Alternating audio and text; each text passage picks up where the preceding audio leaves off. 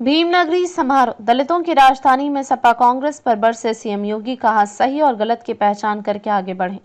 सपा के राज्यसभा सांसद रामजीलाल सुमन के महाराजा राणा सांगा पर दिए बयान से गरमाई सियासत पर मुख्यमंत्री योगी आदित्यनाथ ने मंगलवार को भीमनगरी के मंच से नई पटकथा लिखी। दलितों की राजधानी में संदेश दिया कि भाजपा सर्व समाज की पार्टी है। उन्होंने बाबा साहब के आदर्श और उनकी यादों को संजोने के सपने की बात तक मंच से कही। बोले, देश दुनिया में दलित वंचितों की आवाज देने का कार्य किसी व्यक्ति के जीवन के माध्यम से प्रेरणा बन पाती है तो नाम होता है बाबा साहब डॉक्टर भीमराव अम्बेडकर का। मुख्यमंत्री ने अपने 40 मिनट के भाषण में कांग्रेस और सपा को भी निशाने पर रखा। बांग्लादेश और पश्चिम बंगाल में हिंदुओं पर अत्याचार से कांग्रेस और सपा पर वार किए। उन्होंने एक तीर से कांग्रेस और सपा के सामने नीली रेखा खींच दी तो मोदी सरकार और प्रदेश सरकार की दलित हितैषी योजनाओं को गिनाकर वोट बैंक भी साध लिया। सपा सरकार पर छात्रवृत्ति रोक और संस्थानों के नाम बदलने का मुद्दा उठाया। 8वें सीटों पर प्रभावी है दलित मतदाता। आगरा दलितों की राजधानी है। वर्ष 1996 से भीमनगरी का आयोजन अनवरत रूप से चलता हुआ आ रहा है।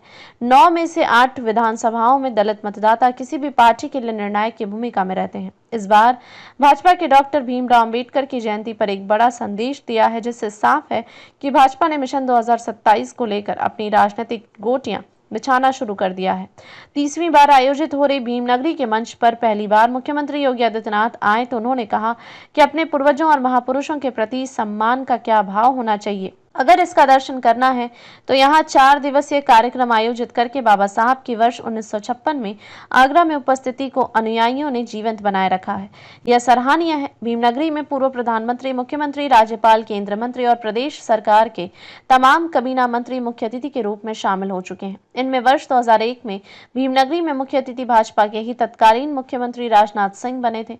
24 साल बाद दूसरी बार ऐसा हुआ है कि जब भाजपाई मुख्यमंत्री ने मंच पर आकर बाबा साहब के बताए मार्ग पर चलने का संदेश दिया। भीमनगरी आयोजन समिति के संरक्षक अधिवक्ता करतार सिंह भारती ने बताया कि वर्ष 1957 से लगातार डॉक्टर अंबेडकर शोभा यात्रा निकाली जा रही है।